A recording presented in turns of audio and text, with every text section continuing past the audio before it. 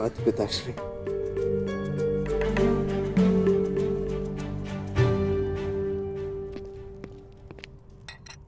कहीं मेरे इस घाव को मेरी दुर्बलता तो नहीं समझ बैठे हैं ना आप पिताश्री?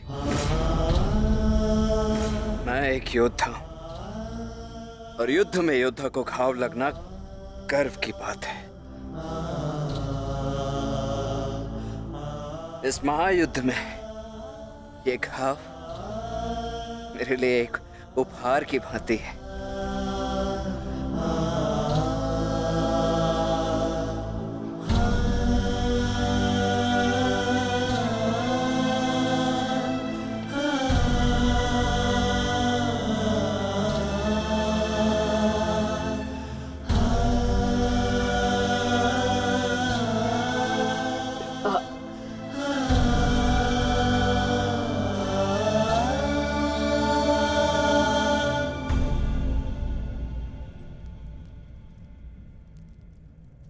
आज तुमने अपने आप को एक सच्चा योद्धा सिद्ध किया है।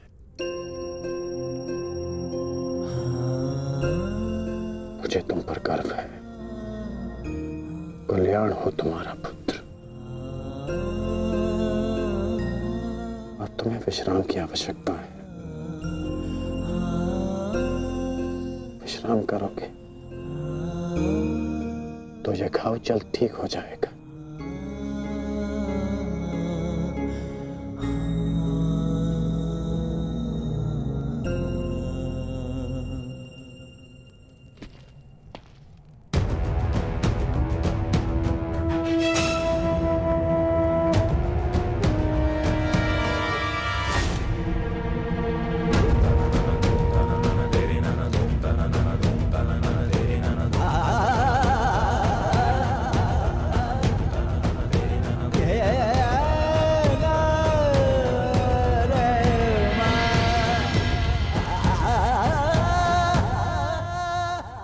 युद्ध भूमि में अपनी मृत्यु से अधिक अपनों की मृत्यु का भय कितना सताता है ना मित्र। माधव, प्रणिपात।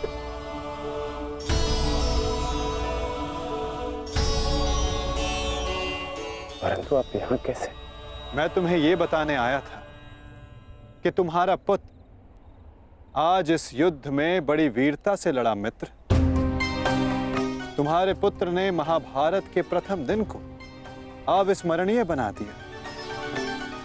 वृषसेन के घायल होने के पश्चात भी उसने अर्जुन को युद्ध भूमि में तुम्हारी अनुपस्थिति का भान नहीं होने दिया।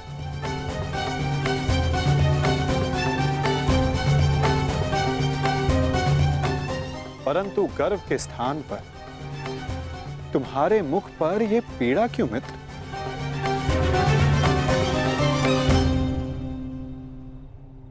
गर्व है,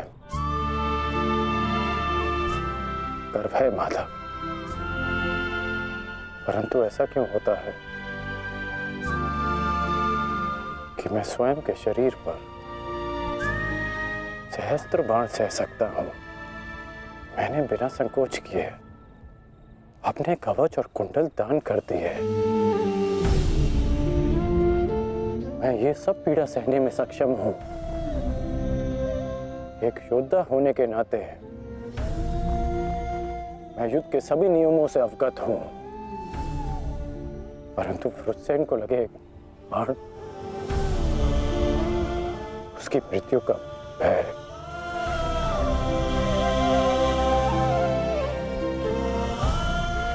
मुझे खाया जा रहा है। परंतु तुम ये कैसे कह सकते हो मित्र कि ये भय है, पूर्वाभास नहीं?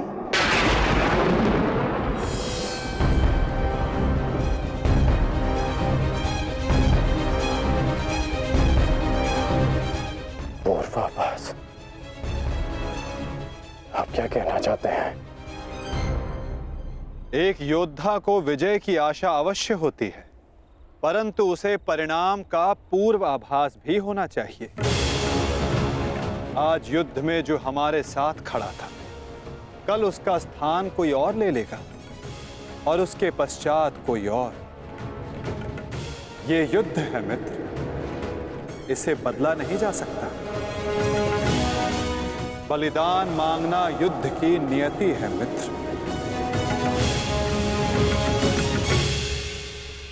मैं समझता हूं जो आप कह रहे हैं,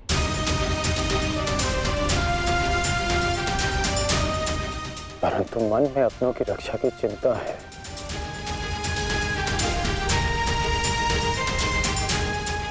कैसे करेंगे अपनों की रक्षा?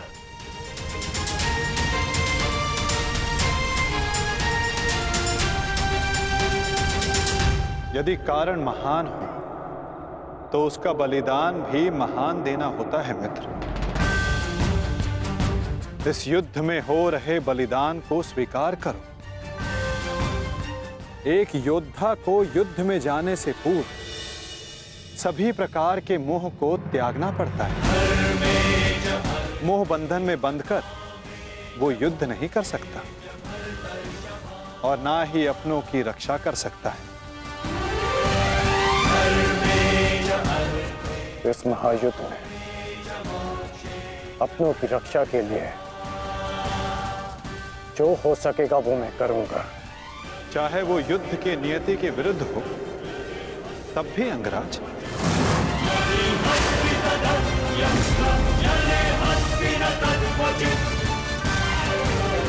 उत्तर दो अंगराज, क्या तुम ऐसा कर पाओगे?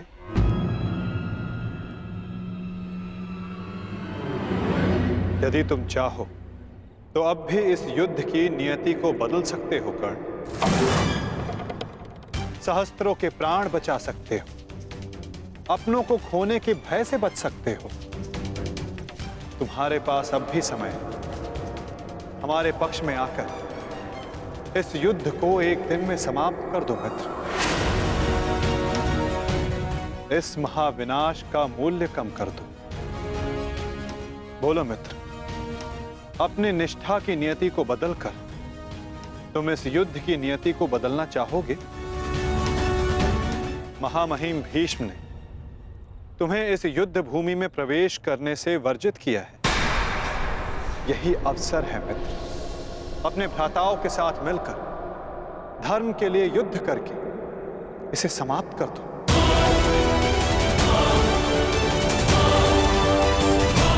ये अवसर है मित्र, अपने भ्राताओं के साथ मिलकर धर्म के लिए युद्ध करके इसे समाप्त कर दो। आप मेरा उत्तर जानते हैं,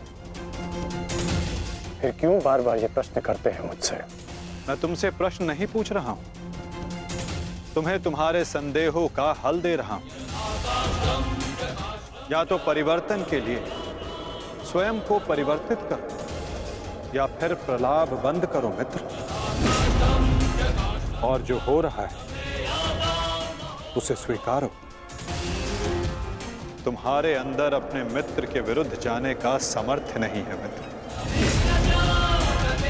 जो पीड़ा आज तुम अनुभव कर रहे हो सकता है कि कल तुम्हें उससे अधिक पीड़ा अनुभव करनी पड़े मित्र। इसलिए कहता हूं अंगराज, या तो विरोध करने की शक्ति रखो या फिर पीड़ा सहने का सामर्थ्य।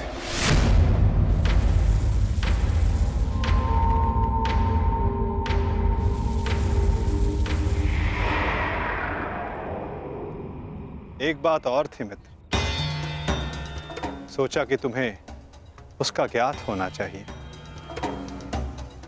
आज मैंने अर्जुन को महाज्ञान दिया, उसे अपने विश्व रूप के दर्शन करवाए। ये जानकर तुम्हें बुरा तो नहीं लगा ना? कहीं तुम फिर से ये तो नहीं सोच रहे कि मैं पक्षपाती हूं? आप पक्षपाती तब होते जब आप अर्जुन को अपना विराट रूप नहीं दिखाते। आपने मुझे अपने विराट रूप का साक्षी बनने की अनुमति दी। मुझे पूर्ण विश्वास था केशव कि एक ना एक दिन आप अर्जुन को अपना विराट रूप अवश्य दिखाएंगे। आपको लेकर किसी और के मन में शंका हो सकती है, परंतु मेरे नहीं।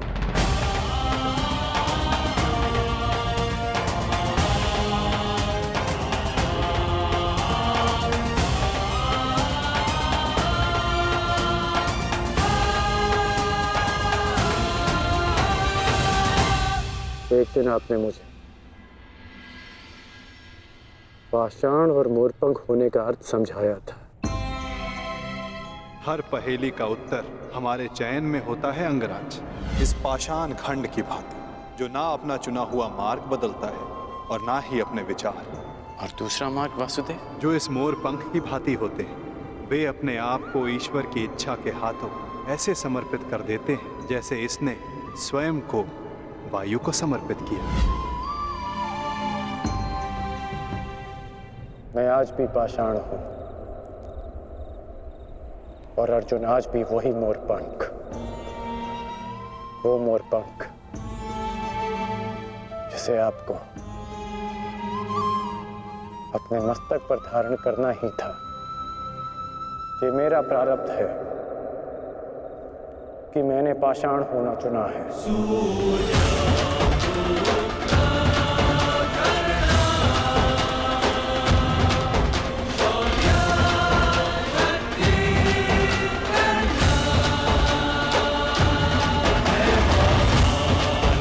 प्रणिपात केशव। कल्याण वस्तु मित्र।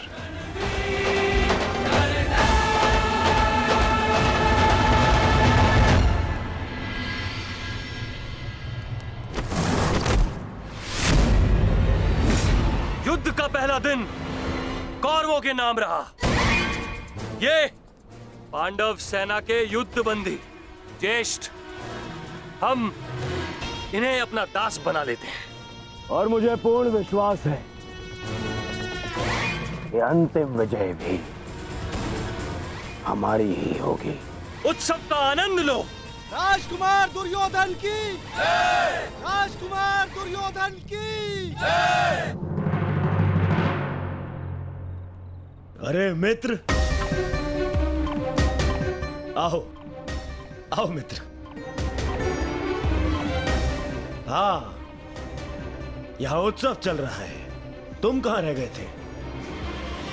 किस बात का उत्सव? उन पांडवों के विनाश का उत्सव, उनकी पराजय का उत्सव मित्र। उन पांडवों के विनाश का उत्सव जिसका श्रेय जाता है तुम्हारे पुत्र को, वीर महारथी वृषसेन को, जिसे तुमने इतना सामर्थ्यवान बनाया।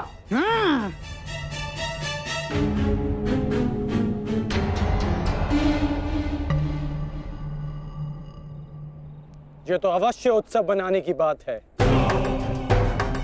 आज तो मैं भी मदिरा पान करूंगा। मामा श्री, तुम भी मदिरा पान करोगे? लो, ये लो।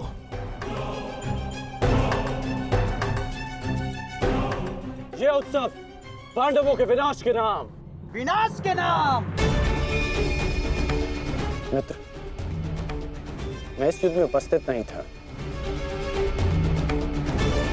क्या तुम मुझे बता सकते हो कि पांडवों की सेना में कितने हताहत हुए?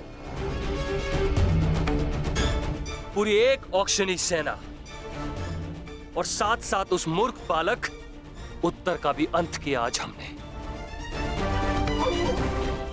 विराट के छल का प्रतिशोध लिया हमने। उत्तम, अति उत्तम दुशासन। एक औक्षणी में 21 सहस्त्र 870 रथ और उनके रथी और इतने ही हाथी और उस पर सवार योद्धा 65 सहस्त्र 610 अश्वरोही 1,09,000 सहस्त्र 350 पैदल सैनिक। आज हमने युद्ध में इतने शत्रुओं का संहार किया। उत्तम, उत्तम, उत्तम। परंतु प्रतीत होता है कि हमारे ओर से कोई जानहानि नहीं हुई। तभी तो यह उत्सव बनाया जा रहा है ना मित्र?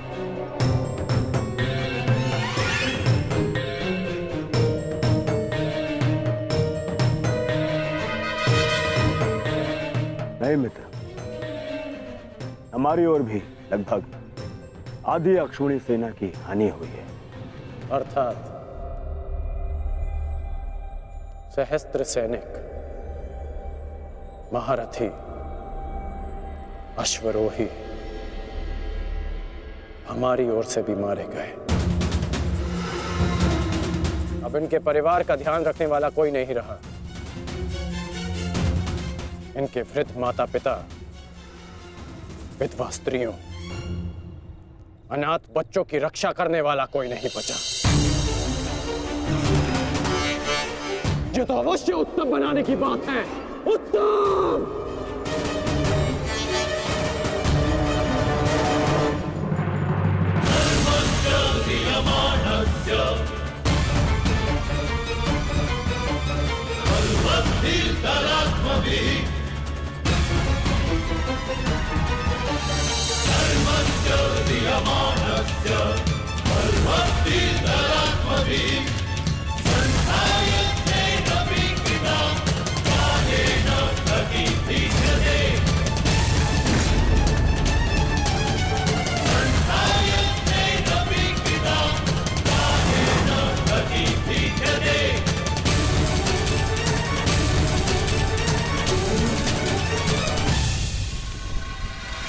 सैनिक, महारथी, अश्वरोही हमारी ओर से भी मारे गए।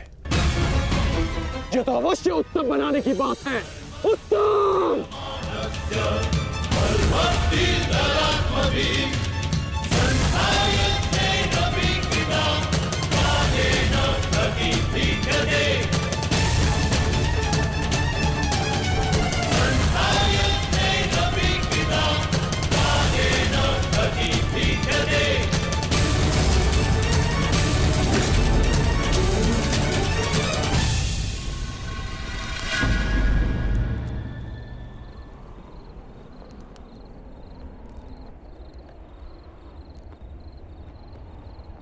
क्या ये युद्ध समाप्त हो गया है? मैंने पूछा, क्या ये युद्ध समाप्त हो गया है? उत्तर दीजिए।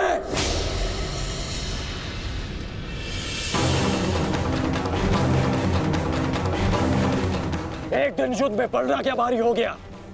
आप सबको लगा कि आप लोग युद्ध जीत गए। आज जितने भी सैनिक वीर गति को प्राप्त हुए हैं, वो तुम्हारी विजय के लिए अपने प्राण खो बैठे।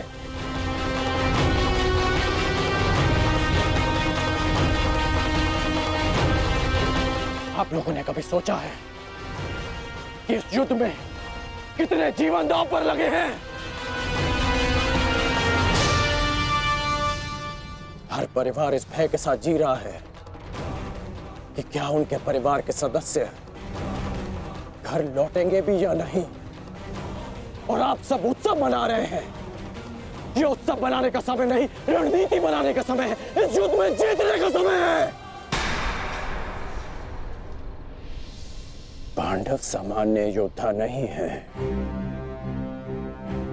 वो इस समय एक घायल सिंह की भांति हैं, जो कल युद्ध में अपना प्रतिशोध लेने के लिए तत्पर रहेंगे।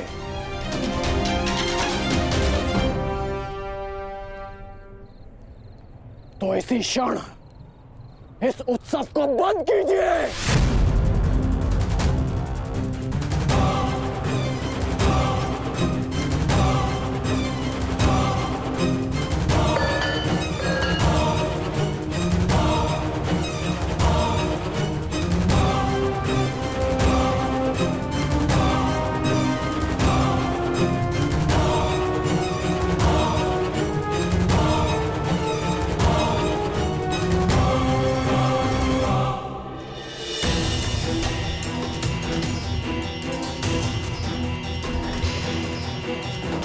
युद्ध भूमि का नियम है कि हर दिन के साथ हुई हानि को भुलाकर अगले दिन के विषय में सोचा जाए।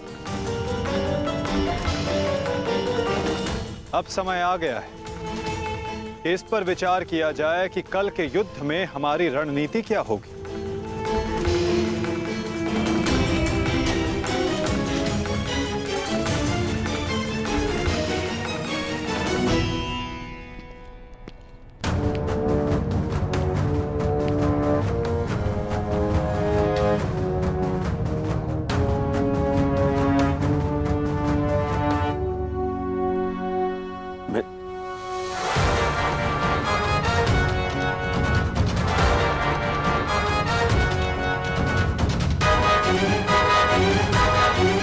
परंतु कल के लिए हमारी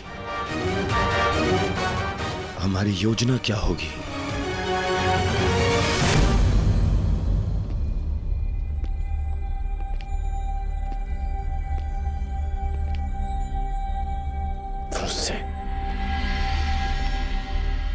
तुम यहाँ क्या कर रहे हो? यहाँ कल की रणनीति बन रही है पिताश्री। तो इस सभा में मेरा उपस्थित होना अनिवार्य है ना।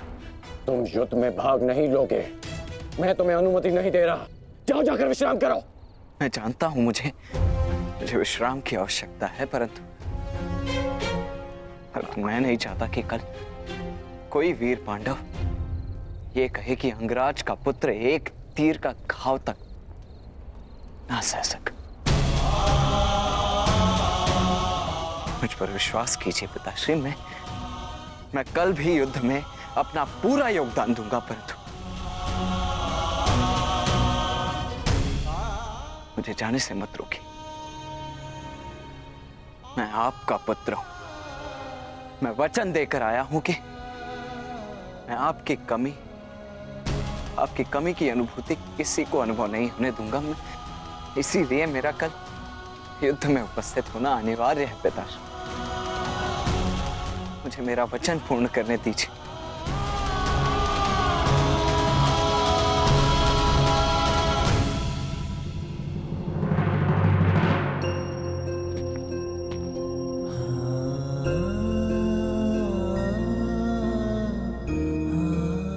कल्याण हो तुम्हारा पुत्र।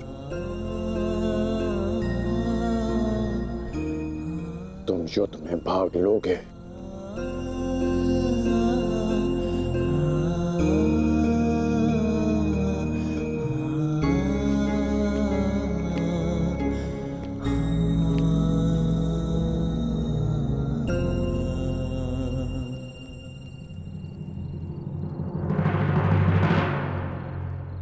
शत्रु सेना को हानि पहुंचाने के साथ साथ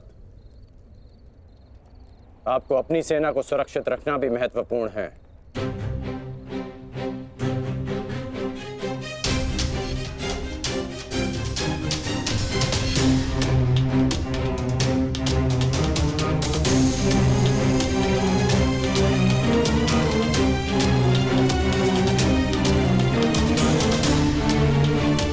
यदि युद्ध में शीघ्र विजय पानी है तो उसका एक ही मार्ग है,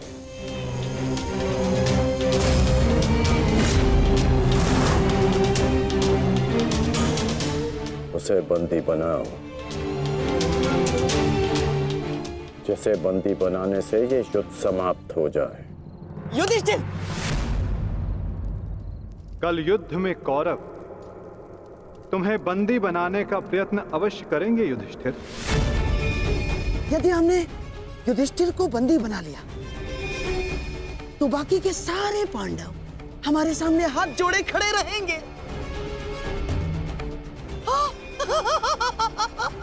उत्तम!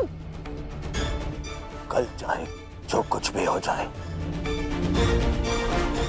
हम उस युधिष्ठिर को बंदी बनाकर रहेंगे। उसकी सुरक्षा की हर एक दीवार, हर एक व्यू तोड़ देंगे हम। तो इसका तोड़ क्या है माधव?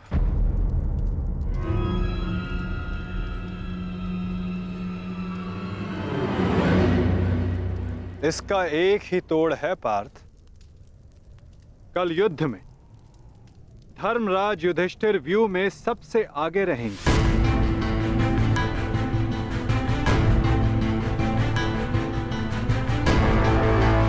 जब आप जानते हैं माधव कि ज्येष्ठ को बंदी बनाना ही इन कौरवों का लक्ष्य है, तो क्या हम ज्येष्ठ को सबसे आगे खड़ा करके उनका कार्य सरल नहीं कर रहे?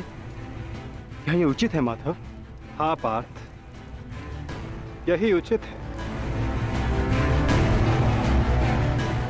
इसीलिए मैं ऐसा कर रहा हूं।